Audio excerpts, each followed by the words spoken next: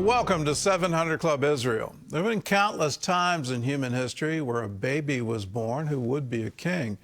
Only once in history did a king become a baby. The Son of God arrived in the most humble of circumstances. Dave Stotts of Drive Through History went to the little town of Bethlehem to see the place where Christ was born. In 2013, English royal Kate Middleton gave birth to a son in line to be the future King of England. The news of his birth was an enormous spectacle. It was broadcast for days to every country on the planet. Heads of state from around the world sent their congratulations. Prince George was born at St. Mary's Hospital in London. In sharp contrast, the woman St. Mary's Hospital was named for gave birth to her son in far more humble circumstances. Her son's arrival was hidden from the powerful and well-connected and proclaimed only to humble shepherds in the dark of night. For unto us a child is born, unto us a son is given, and the government will be upon his shoulder. And his name will be called Wonderful, Counselor, Mighty God, Everlasting Father, Prince of Peace. The prophet Isaiah, 700 years before the birth of Jesus. What an incredible picture of Jesus, written about 700 years before his birth. A royal birth that came without fanfare to a setting that was truly humble. To visualize the humble beginnings of Jesus, it's important to understand what homes looked like here in the first century. One of the things I love about driving through Israel is that I get to see all sorts of ancient ruins and authentic recreations. Homes in first century Bethlehem were pretty simple, usually two-room affairs built over a cave-like basement. Now, the larger room was where a family cooked, lived, and slept. The smaller room, known as the cataluma, was used for storage and occasional guests. Underneath all that was this cave-like basement used for livestock. Now, families relied heavily on animals for meat, milk, and farming, so at nighttime they brought in these very valuable creatures to avoid robbers and predators. The Gospel of Luke says, when Mary and Joseph arrived in Bethlehem, there was no room in the cataluma, so they ended up in the basement with all the animals. And since the word cataluma was the word used in the Gospels, it's very likely that they had gone to stay at the home of an extended family member or friend. Now, the Roman census was creating a lot of chaos for an awful lot of people. So it's very likely that other family members had just gotten there early and called dibs on the guest room, I speculate. At any rate, in a cave, surrounded by animals, is not where most mothers would choose to have their baby. So now you have a picture of the humble setting for Jesus' birth about 2,000 years ago. A birth foretold to occur in the town of Bethlehem, just a few miles outside of Jerusalem. Time to load up and drive to present-day Bethlehem myself, where my first stop will be the Church of the Nativity.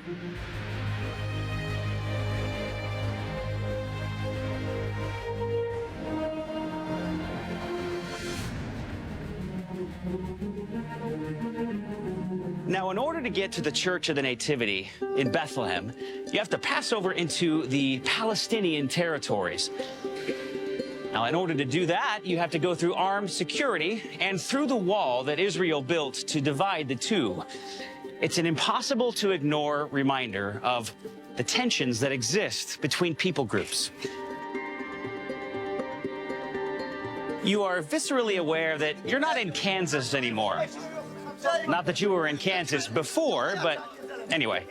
When you emerge from the other side of the wall, you'll see a long line of taxis who will take you to your destination for a reasonable fee. You know, things could always change, but every time I've gone into Bethlehem, I've met wonderful people and I've brought back wonderful memories of this very special place on earth. Hello.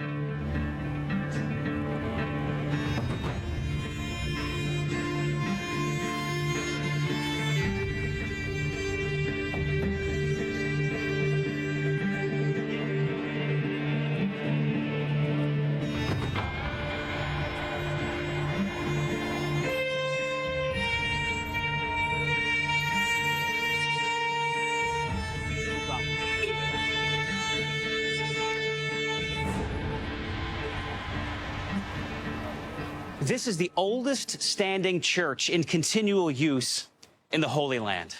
It's 1,449 years old. It's amazing to me. This is the Church of the Nativity in Bethlehem. And as old as it is, it's the second such Christian church built on this same site. The first building, built by Roman Emperor Constantine and his mother Helena in the 4th century, was burned and destroyed when the Samaritans rose up against the Byzantine Empire in the mid-500s. But shortly thereafter, Roman Emperor Justinian began rebuilding this, the current structure, in 556 AD. Modified over the years, it is said to have retained the architectural tone of the original church building as built by Constantine himself.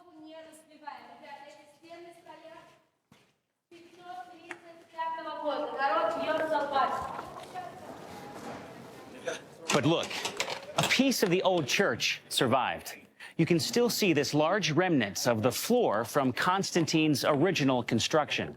This dates back to 339 AD, which makes it 1,675 years young, as Granddad would say.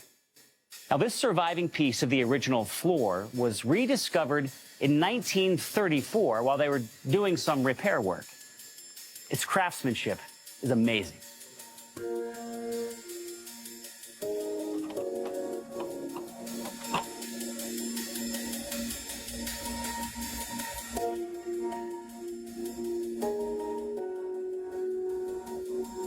According to very early tradition, Mary gave birth to Jesus in a cave just beneath this altar. Now, this cave, or grotto, as it's known here in the church, is marked by a 14-point silver star. Now, as the genealogy of Jesus is described in the Gospel of Matthew, the 14 points of this star represent the 14 generations from Abraham to David, 14 from David to the Babylonian exile of the Jewish people, and 14 from the exile to the birth of Jesus. Now, the tradition that Jesus was born here dates back to the 1st century, having been a pilgrimage site for many early Christians. In fact, Christian apologist Justin Martyr, who lived from 100 to 165 AD, along with other church fathers, identifies this as the site for Jesus' birth. Well, there's an inside look at the Church of the Nativity in the town of Bethlehem. We want to give special thanks to our friends at Coldwater Media for producing that story. You can follow Dave Stotts on more adventures through the Holy Land by visiting drivethroughhistory.com or by going to our dear friends at tbn.com. Well, you just visited the place where Jesus was born. Next, take a trip to where the angels proclaimed the good news. Well, it's the place where the silent night turned into a celebration. A choir of angels sang the first Christmas song to shepherds, keeping watch by night. Well, Chris Mitchell takes us to the fields where it all happened.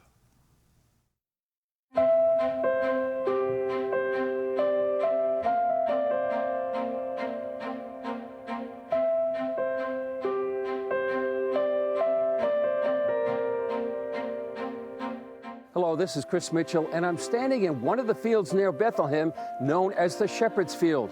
The reason for that is that the Gospel of Luke tells us 2,000 years ago, the angel of the Lord appeared before the shepherds and told them about the birth of a newborn king in the city of David. I talked about that with Pastor Stephen Corey, who was raised in Bethlehem, and we met in one of the caves that might have been used by those shepherds 2,000 years ago. Pastor Stephen Corey, great to be with you here, and this is an amazing place. Tell us where we are right now.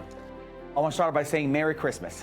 We're in the Shepherd's Fields, where many in the middle of the fields of what we call the Boaz fields, where Ruth would have come. So multiple things happen here, not just what happened on Christmas Day or Christmas Eve. 3 things come to mind when I think of this area. First thing is obviously Ruth and Boaz. Another story is King David. This is the area he would have come as a young child. This is the area, the region of Bethlehem and Shepherd's Fields, where he would have been born at as well. Of course, the third thing comes to mind is the birth of our King Yeshua. We're in the middle of the Shepherd's area, where we know that the general area is where the angels appeared to the shepherds and gave them the good news of Luke 2. That good news that Pastor Corey talked about is found in Luke chapter 2. Here's what Luke wrote. Now there were in the same country shepherds living out in the fields, keeping watch over their flock by night. And behold, an angel of the Lord stood before them, and the glory of the Lord shone around them, and they were greatly afraid. Then the angel said to them, Do not be afraid, for behold, I bring you good tidings of great joy, which will be to all people. For there is born to you this day in the city of David a Savior, who is Christ the Lord. And this will be the sign to you. You will find a babe wrapped in swaddling cloths, lying in a manger. I call this area, Brother Chris, I call it Genesis. The Genesis of our story starts right here in the shepherd's fields, where the angels decided to appear and to declare the good news of the coming born king. Why would the angels appear to the shepherds? Why were they so important to the story? One thing that comes to my heart and comes to mind is the very strong possibility that this is the region, this is the area, this is the shepherd's fields, the grottos we're standing in the middle of. This could have been very strongly the area where they would have prepared the sheep for the slaughter, for the sacrifice, for the first temple, Solomon's temple, and King Herod's temple, the second temple. So if this is the place they would have been prepared, this is the place where they would have been raised the sheep in a kosher way, in a kosher manner, this is the area that they would prepare the sheep for the sacrifice, then it would make sense for the angels to appear to the shepherds and to tell them the good news, which we see in Luke 2. Luke tells us more about this amazing appearance. And suddenly there was with the angel a multitude of the heavenly host, praising God and saying, Glory to God in the highest, and on earth peace, goodwill toward men. So it was when the angels had gone away from them into heaven that the shepherds said to one another, Let us now go to Bethlehem and see this thing that has come to pass, which the Lord has made known to us. And what is the significance of that? The significance on it is that you've been preparing to prepare sheep for the sacrifice. And now coming to you is a born king. This born king will be the last sacrifice for the salvation and the redemption of mankind. If that's the case, then that puts a significant mark right here where we're standing. The conclusion is salvation of mankind is sealed through the blood of King Yeshua the Lamb. And Luke tells us the rest of the story of the shepherds. And they came with haste and found Mary and Joseph and the babe lying in a manger. And when they had seen him, they made widely known the saying which was told them concerning this child. And all those who heard it marveled at those things which were told them by the shepherds. But Mary kept all these things and pondered them in her heart. Then the shepherds returned, glorifying and praising God for all the things that they had heard and seen as it was told them. We need to glorify God everywhere we go for His salvation, His redemption, and His grace in this Christmas festive season. So Merry Christmas. God bless you from the Shepherd's Field, the place with the Genesis where our faith began.